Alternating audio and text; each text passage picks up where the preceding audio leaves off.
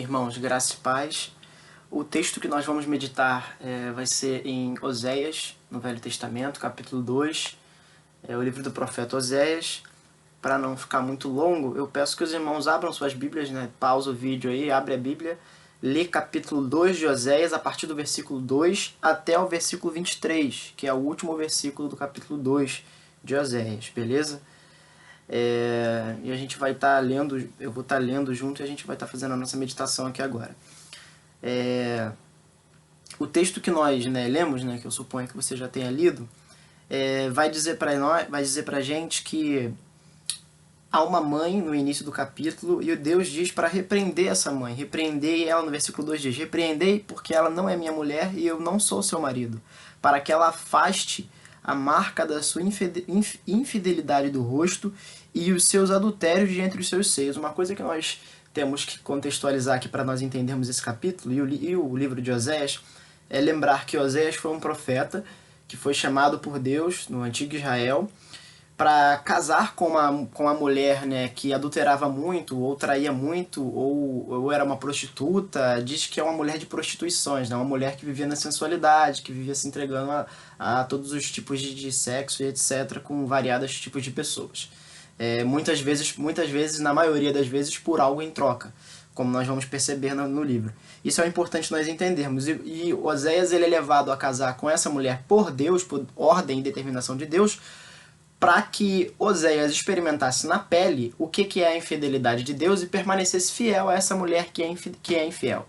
E Deus estava querendo fazer com isso uma coisa figurada para mostrar como Deus é fiel e continua fiel, porque o tempo todo no livro, se vocês lerem o livro todo, vão observar que Oséias é traído por essa mulher, que essa mulher vai para outros, que essa mulher vai trair Oséias, e Deus continua mandando ele ir atrás dessa mulher que trai, dessa ou prostituta ou mulher de prostituições. E isso simboliza a relação de Israel, do povo de Israel, que saiu do Egito, com o Deus que tirou eles de lá, que é o Deus que nós conhecemos, o Deus e Pai de nosso Senhor Jesus Cristo. Então é isso que nós temos que entender antes de entrar nessa pequena meditação. Deus pede aqui no texto para que o povo de Israel repreenda a vossa mão, porque Gomer, a mulher aqui de prostituições, a mulher que Oséias casou aqui, simboliza Israel. Então todos os filhos dessa mulher que ela tem durante o tempo, a gente vai ler o capítulo 1 e vai ver que essa mulher, que Oséias tem variados filhos com ela, e Deus dá nomes para esses filhos para simbolizar o que o povo estava fazendo. Então um dos filhos que Oséias tem com essa mulher chama de não meu povo, e a outra filha chama de desfavorecida, para mostrar como Deus está insatisfeito com a relação que Deus com a relação que o povo tem tido com Deus, porque o povo tem ido atrás de outros deuses, de outros maridos, de outros ídolos, e não do marido verdadeiro, e não do Deus verdadeiro. Então o povo convida, Deus convida o povo a repreender essa mãe. Deus convida que o povo, as pessoas comuns de Israel, repreendam essa conduta geral que tinha se estabelecido em Israel. E aí no decorrer do capítulo 2, nós vamos ver que Deus vai dizendo que se eles não fizerem isso, Deus vai abandonar o povo, Deus vai trazer vergonha para o povo, Deus vai colocar o povo num deserto, o povo vai ter sede, o povo vai ter necessidade de ser satisfeito, de beber uma água, e Deus não vai dar essa água de forma simbólica. O povo vai se ver sozinho, é isso que Deus está dizendo. E aí, conforme nós vamos vendo o texto,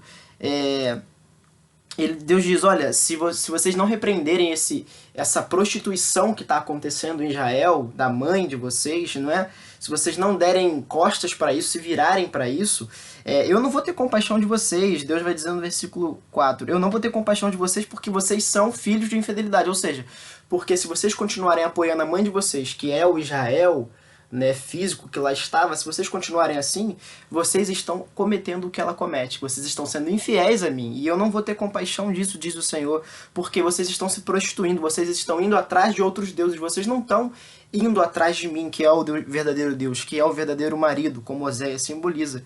E aí Deus vai trazer, eu quero que os irmãos leiam o texto, que eu não vou ficar me atendo, dizendo que o povo o tempo todo no verso 7 vai atrás de amantes, que são os outros ídolos, né, os outros maridos, né, do povo, que o povo vai atrás dos deuses falsos da época. E o texto vai dizendo que Deus decide fazer o seguinte, olha, vou fazer o seguinte, já que Israel não se volta para mim, já que essa prostituta, essa mulher de prostituições, esse povo infiel não se retorna para mim, como esse povo está indo atrás desses falsos deuses, o povo vai atrás dos falsos deuses, mas eu não vou mais me compadecer deles. E outra, além disso, quando eles forem atrás do amante, né, lembrando aí que é figurado, quando o povo for atrás do amante e para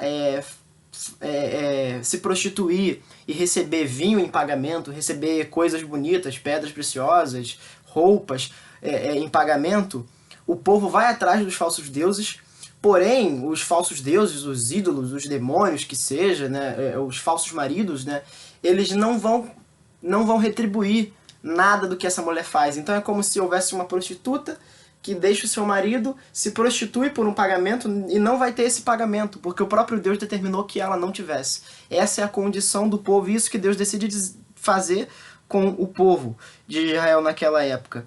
E aí o texto vai dizendo por que Deus faz isso.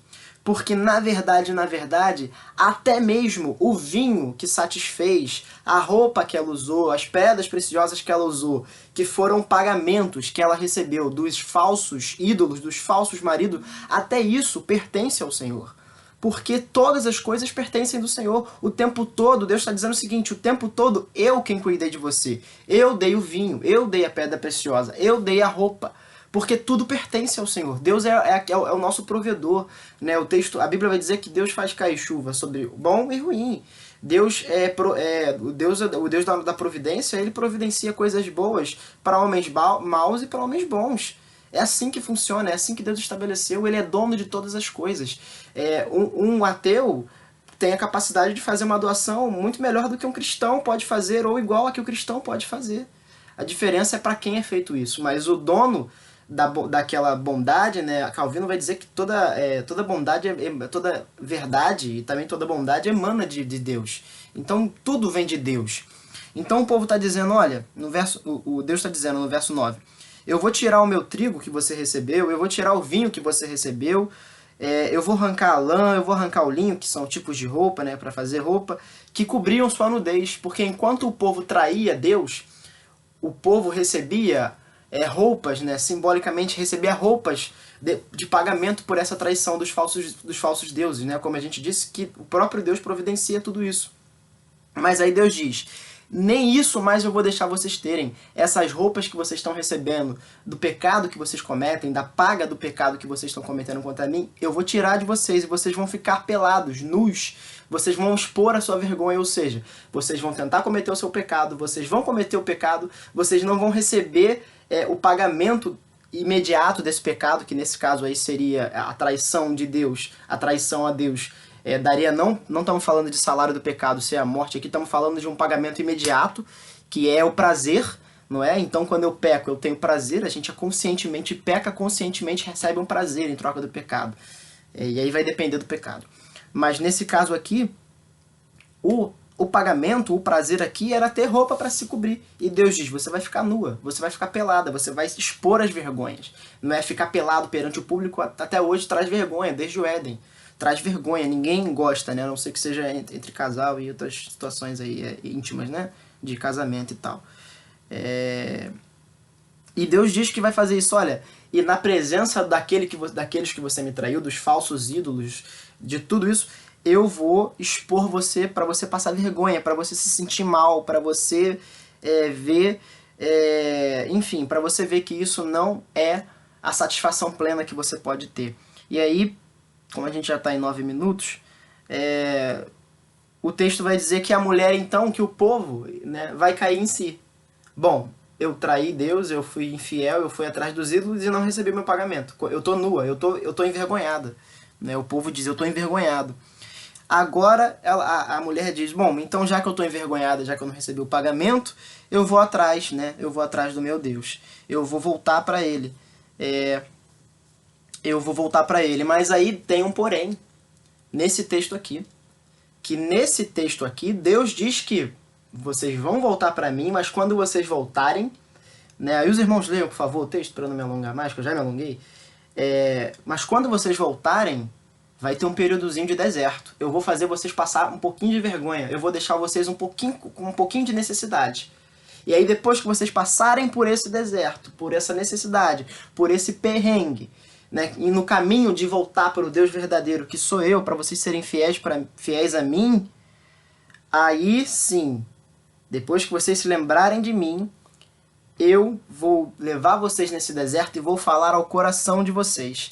Ali eu vou devolver para vocês o vinho que vocês tinham de graça, mas vocês pegavam a troco de traição, de prostituição, de pecado. Eu vou dar o vinho de graça para vocês. Vocês tinham esse vinho. Vou dar a roupa de graça para vocês. Eu vou fazer tudo de graça para vocês. Tudo que vocês faziam em troca do pecado.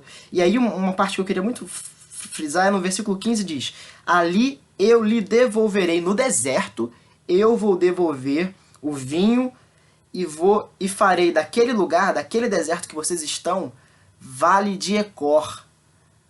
E farei do Vale de Ecor, no verso 15, uma porta de esperança. Ali me responderá como nos dias da sua juventude, como no dia em que subiu da terra do Egito.